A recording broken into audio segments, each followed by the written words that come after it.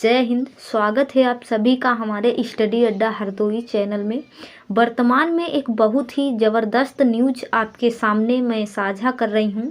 इसे इस प्रकार सुनिएगा कि दुनिया में जहाँ एक और हम लोग अपने अड़ोस पड़ोस में एक दूसरे के साथ कंपटीशन में लगे हुए हैं, तमाम प्रकार के एग्ज़ाम्स देकर क्वालिफाई होने की कोशिश कर रहे हैं, पड़ोसी से अच्छा घर, पड़ोसी से अच्छी गाड़ी लाने का प्रयास कर रहे हैं, पड़ोसी मुल्क से ज़्यादा ताकतवर होने की कोशिश कर रहे हैं, वहीं दुनिया के कुछ देश अलग ही रेस में निकले हुए हैं। और उस रेस की शुरुआत आज से नहीं बल्कि वर्ल्ड वॉर 2 से शुरू हुई थी। शायद आपको याद हो, जब जापान के ऊपर अमेरिका ने परमाणु बम का उपयोग किया था हिरोशिमा और नागासाकी पर, तब यूएसएसआर को सबसे बड़ा झटका लगा था कि आपने मुझे बिना बताए परमाणु बम बना लिया। हम तो एक ही टीम से खेल रहे थे, हम जब एक ही टीम से खेल रहे थे तब तुमने परमाणु बम चला लिया। अब हम इसका बदला लेंगे। और बदला के रूप में कंपटीशन बदला, यानी कौन पहले कुछ नया बदलेगा। और यही कारण था कि जहां एक और दुनिया को पहली बार परमाणु बम दिया अमेरिका ने, वहीं दुनिया को पहली बार सैटेलाइट दिया यूएसएसआर ने। जो आज रसिया है ये पहले यूएसएसआर हुआ करता था। यूं समझिए ये वही यूएसएसआर टूटकर 15 देशों में बटा, उनमें से एक रसिया बना जो उसका वीटो पावर कैरी फॉरवर्ड करता है। तो भला सबका होता है, लेकिन इसके पीछे नुकसान थे। वर्ल्ड वॉर 2 के अंदर लोगों ने अपनी जान देकर चुकाई थी, लेकिन यूएसएसआर ने जिस प्रकार से अपनी होड़ में पहला सैटेलाइट स्पुतनिक फर्स्ट दिया, अमेरिका को एक नया रास्ता दिखाई दिया कि ये कहीं और निकल लिए हैं।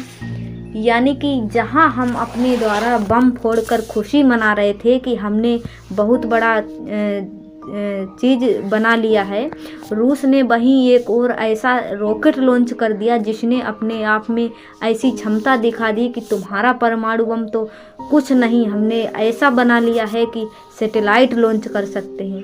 यहाँ से शुरू होती है होड़, यूएसएसआर वर्सेस रसिया, यूएसएसआर वर्सेस यूएसए के बीच में। तब तक दुनिया में तीसरा कोई व्यक्ति था ही नहीं जिसके समझ में ये आए कि ये चल क्या रहा है। इसी बीच में दोनों की होड़ में बहुत प्रक्षेपण हुए, बहुत सैटेलाइट छोड़े गए। वहीं अमेरिका की अंतरिक्ष एजेंसी नासा के द्वारा भी सैटेलाइट छोड़े जाने शुरू हुए। इसी क्रम में होड़ में आगे निकलते हुए अमेरिका ने चांद पर पहली बार इंसान को अपोलो 11 मिशन के द्वारा उतार दिया। नील आर्मस्ट्रांग चांद पर पैर रखने वाले प्रथम व्यक्ति बन गए। यानी होड़ के अंदर एक नया लेवल आ गया। सैटेलाइट जहां 300-400 किलोमीटर दूर जाया करती थी, अमेरिका ने सीधा 4 लाख किलोमीटर की ऊंचाई पर बैठे चांद पर इंसान को उतार करके एक नया कीर्तिमान बना लिया। ये कीर्तिमान बनाने के लिए अमेरिका आगे निकल गया। वहीं रसिया अपने द्वारा नए कीर्तिमान स्थापित करने के लिए नई लड़ाई चालू किया। अब लड़ाई थी मार्स पर पहुंचने की। इसी बीच माओ जेडोंग की सत्ता चल रही थी चीन में। 1960 का दशक में माओ जेडोंग ने कहा कि इस दुनिया में ताकतवर व्यक्ति वही होगा अब जो अंतरिक्ष पर राज करेगा। अब उसी माओ ने चीन को प्रेरणा दी। आज चीन जो है माओवादी साम्यवादी के रूप में जाना भी जाता है। अब ये माओ नामक व्यक्ति था, इसकी प्रेरणा से चीन ने सैटेलाइट के क्षेत्र में उतरने के बारे में विचार किया। आज की स्थिति ये है कि चीन लगभग यूएसएसआर को कंप्लीट कर चुका है। अब यूएसए के साथ कंपटीशन की बारी है। अंदाज़ा इस बात से आप लगा सकते हैं, जहां अमेरिका ने हाल ही में अपना एक मिशन भेजा था जिसका नाम था आर्टेमिशन। अमेरिका ने अभी 4 दिन पहले ही कहा था कि हम 2030 तक मून पर इंसानी कॉलोनी बसाएंगे। अब इंसानी कॉलोनी बसाने में खड़ा हो गया है चीन, और वो कह रहा है कि हम भी साथ हैं और हम भी अपनी कॉलोनी वहाँ पर बसाएंगे। यानी प्लॉट कट रहे हैं चंद्रमा पर। इतना ही नहीं, चीन ने तो ये तक दावा किया है कि अब हम इंटरनेट सर्विस उपलब्ध कराएंगे वहाँ पे, और वहाँ पर खेती भी करेंगे।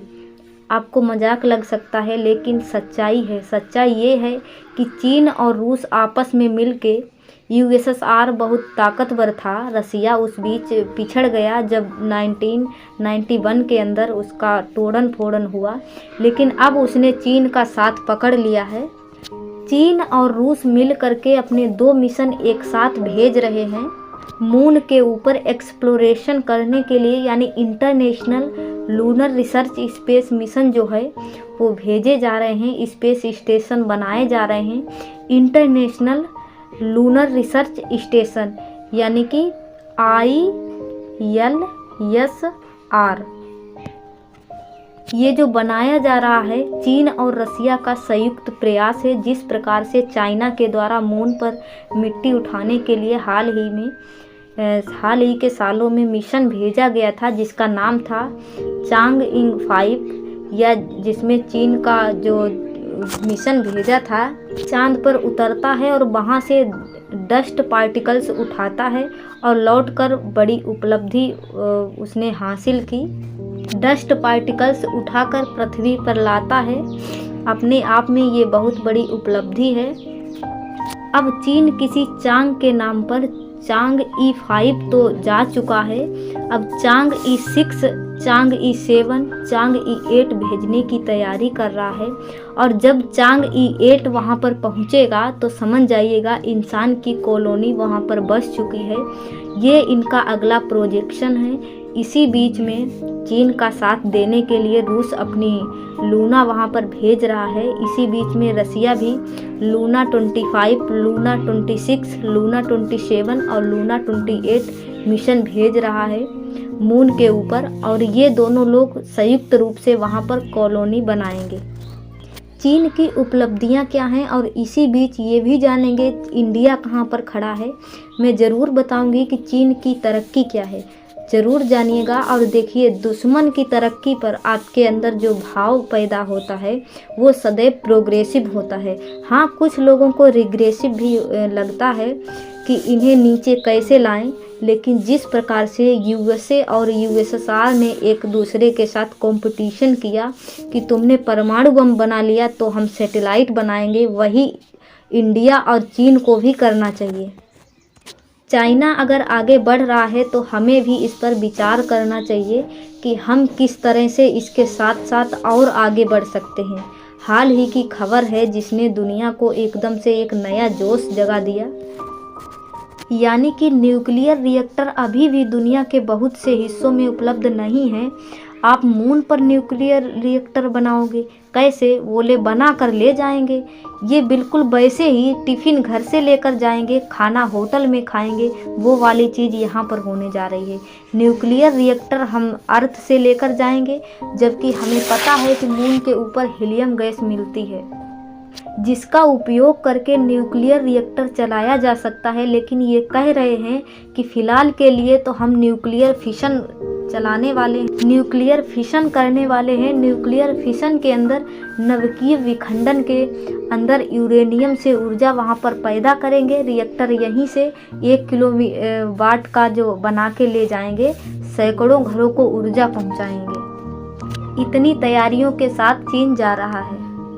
यानी जहां 4 दिन पहले की न्यूज़ है कि अमेरिका मून पर कॉलोनी 2030 तक बसा देगा, वहीं चाइना का प्लान है मून पर न्यूक्लियर पावर कॉलोनी बसाने का 2028। यानी अपने आप में जहां अमेरिका आर्टेमिस मिशन भेजकर बहुत खुशी फील कर रहा है, चीन का यह संदेशा अब अपने आप में ये चीन के द्वारा अमेरिका को भेजा गया एक बहुत सख्त मैसेज है कि आप आगे बढ़ो, हम आपके पीछे पीछे कुछ न कुछ करने आ रहे हैं। चीन के अंतरिक्ष में कुछ फ्यूचर प्लान्स 2022 तक तियांगोंग स्पेस स्टेशन को पूरी तरह से तैयार करना, 2023 में मंगल ग्रह के नमूने धरती पर लाने के लिए रोबोटिक मिशन और बृहस्पति ग्रह पर मानव रहित खोजी मिशन की शुरुआत और चांद पर अंतरिक्ष यात्री भेजना और लंबे वक्त तक